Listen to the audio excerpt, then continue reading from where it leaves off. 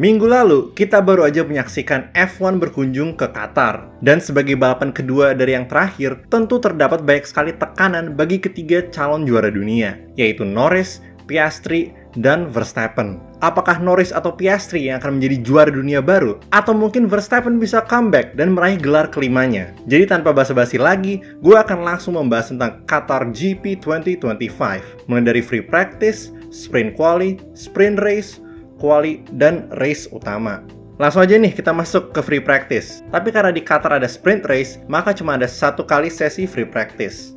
Pada FP1, duo McLaren kembali menunjukkan kecepatannya, dengan Oscar Piastri yang mengambil posisi 1 dengan 1 menit 20 detik dan 924 milidetik. Kemudian posisi 2 diisi oleh Lando Norris, dan posisi 3 diisi oleh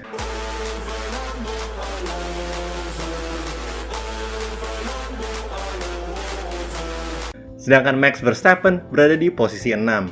Sekarang waktunya lanjut ke sprint qualifying. Sekali lagi, kita melihat Hamilton menderita di Ferrari. Dia menjadi salah satu dari 5 pembalap yang tereliminasi di SQ1. Lanjut ke SQ2, duo Williams benar-benar menyala di Qatar. Sainz dan Albon berhasil mendapatkan posisi 6 dan 8. Kemudian Leclerc, meskipun mengendari mobil yang buruk, berhasil masuk top 10.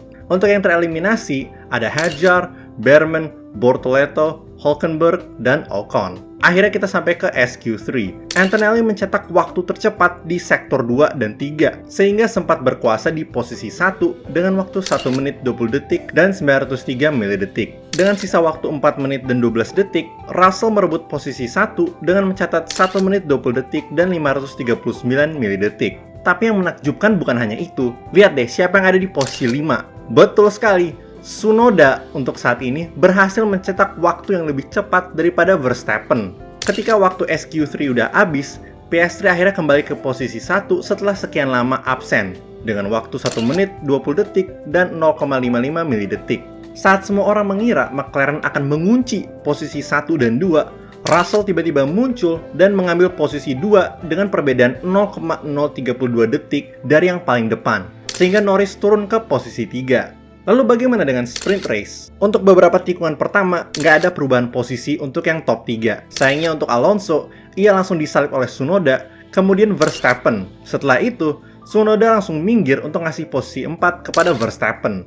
Pada lap ketiga, Verstappen berusaha untuk merebut posisi 3 dari Norris ketika masuk tikungan pertama. Lalu di belakang, gue nggak tahu ada apa dengan mobilnya Ferrari, tapi Leclerc beberapa kali hampir kehilangan kendali. Selain Leclerc yang ngepot kesana kesini, dia juga sibuk mendorong Lawson untuk pindah negara. Pada lap 13, terjadi drag race antara Antonelli yang menggunakan DRS dengan Alonso. Dalam keadaan ini, nggak ada yang bisa dilakukan oleh Alonso selain berserah diri. Pada lap terakhir, Piastri berhasil mempertahankan posisi 1 dan menjadi juara di sprint race Qatar. Russell dan Norris mengikuti di belakangnya pada posisi yang sama. Kalau kita melihat klasemen kejuaraan, Norris hanya 22 poin di depan Piastri dan 25 poin di depan Verstappen. Jadi persaingannya masih ketat banget. Kalau Norris bisa menang di Qatar, maka ia otomatis akan menjadi juara dunia.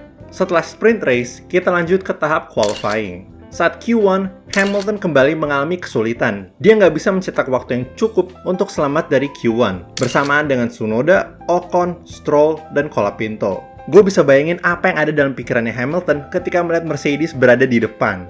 Kapan ya?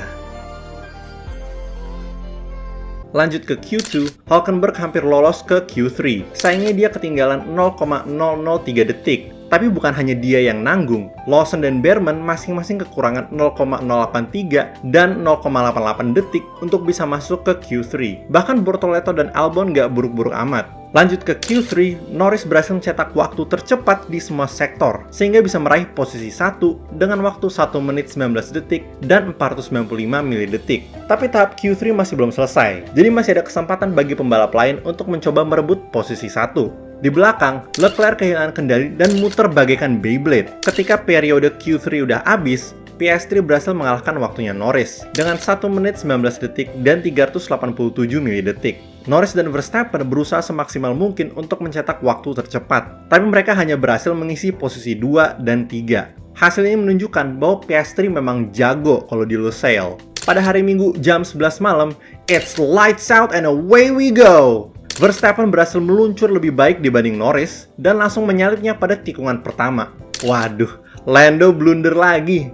Tapi kesalahan ini masih bisa dikoreksi kok. Kalau strateginya McLaren bagus, mereka masih bisa membawa pulang juara 1, baik itu oleh Piastri atau Norris. Selain Norris yang blunder, Russell juga jatuh ke posisi 7, disalip oleh Antonelli, Sainz, dan Alonso. Leclerc yang sebelumnya di posisi 10 juga berhasil disalip oleh Hülkenberg. Pada lap 7, terjadi insiden antara Hülkenberg dengan Gasly. Mereka berdua bersebelahan ketika menuju tikungan pertama. Lalu, ketika Hulk yang berada di garis luar mencoba untuk melewati Gasly, mereka berdua bertabrakan. Mobil Hulk langsung muter dan kehilangan ban belakang sisi kanan. Selain Hulk, ban kiri depannya Gasly langsung bocor, sehingga mobilnya bergesekan langsung dengan aspal. Gara-gara kejadian ini, safety car langsung dikeluarkan. Dengan adanya safety car, Red Bull dan Verstappen melihat ini sebagai kesempatan untuk masuk pit stop duluan dan ganti ke ban baru. Dengan melakukan strategi ini, Verstappen bisa bertahan di sirkuit lebih lama, bisa ngejar duo McLaren, dan hanya perlu sekali lagi melakukan pit stop.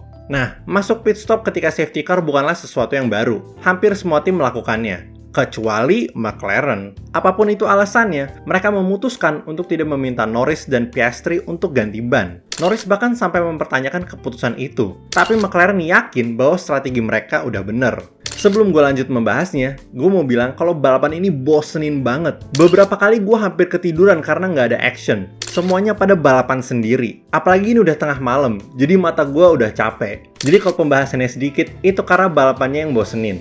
Oke, lanjut lagi. Pada lap 25, Piastri akhirnya masuk pit stop, dan tepat pada lap selanjutnya, Norris juga ikutan. Sekarang Verstappen yang ada di posisi 1, diikuti oleh Sainz dan Antonelli. Gue nggak mau terlalu gegabah, tapi pada saat itu, gue berharap Sainz bisa dapat podium keduanya. Pada lap 27, Stroll terkena penalti 5 detik karena kecepatannya terlalu tinggi di jalur pit. Kemudian pada lap 33, Verstappen masuk pit stop untuk pergantian ban yang kedua. Nah, gue pengen lu perhatikan grafik ini. Dari sini kita bisa melihat bahwa hampir semuanya udah melakukan 2 pit stop, sedangkan Norris dan Piastri baru sekali. Kenapa ini sesuatu yang signifikan? Karena dengan semuanya, terutama Verstappen telah melakukan 2 pit stop, mereka bisa bertahan di sirkuit sampai selesai. Sedangkan Norris dan Piastri masih perlu melakukan pit stop yang kedua. Mungkin lu bertanya, emangnya kenapa harus 2 kali pit stop? Itu karena ban Pirelli yang mereka gunakan nggak bisa bertahan sampai akhir balapan dengan hanya 1 kali pit stop. Pirelli sendiri mengatakan kalau 2 kali pit stop adalah sesuatu yang wajib. Lanjut ke lap 40, Behrman terkena penalti 10 detik stop and go karena timnya melepas dia sebelum ban belakang kirinya terpasang. Pada lap 42, Alonso tiba-tiba kehilangan kendali dan jatuh 2 posisi.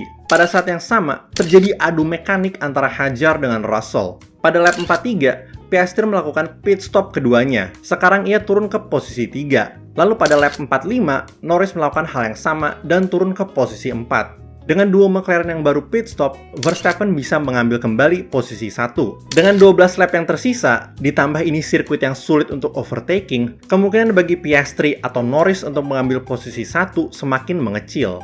Pada lap 56, ban depan kirinya Hadjar kempes, dan ia langsung jatuh ke posisi terakhir. Sayang banget sih, padahal balapannya udah hampir selesai. Di lap yang sama, Norris akhirnya berhasil menyusul Antonelli yang sempat kehilangan kendali dan mengambil posisi 4. Piastri pun berhasil mendapatkan fastest lap. Mereka berdua telah berusaha semampunya untuk bisa mendapatkan hasil yang maksimal. Sayangnya, waktu yang tersedia nggak cukup, karena Verstappen berhasil meraih juara 1. Bener-bener luar biasa. Kemudian posisi 2 diisi oleh Piastri, dan posisi 3 berhasil diamankan oleh...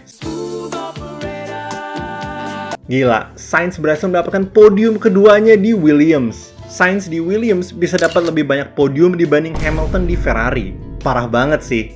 Dengan kemenangan Verstappen, gelar juara dunia akan ditentukan di Abu Dhabi. The legend, the runner-up, and the rookie. 3 cars, 1 champion. Serasa kayak cerita di film Cars 1. Oke guys, sampai situ dulu untuk video kali ini. Menurut lu, siapa yang akan menjadi juara dunia? Verstappen, Norris, atau Piastri? Kasih tau di kolom komen ya. Kalau kalian suka video kali ini, jangan lupa untuk like. Kalau nggak suka, silahkan dislike. Dan kalau suka banget, kalian bisa subscribe dan pencet tombol join di bawah untuk menjadi member. Kalian juga bisa pencet tombol super thanks untuk mendukung gue secara langsung. Makasih banyak guys!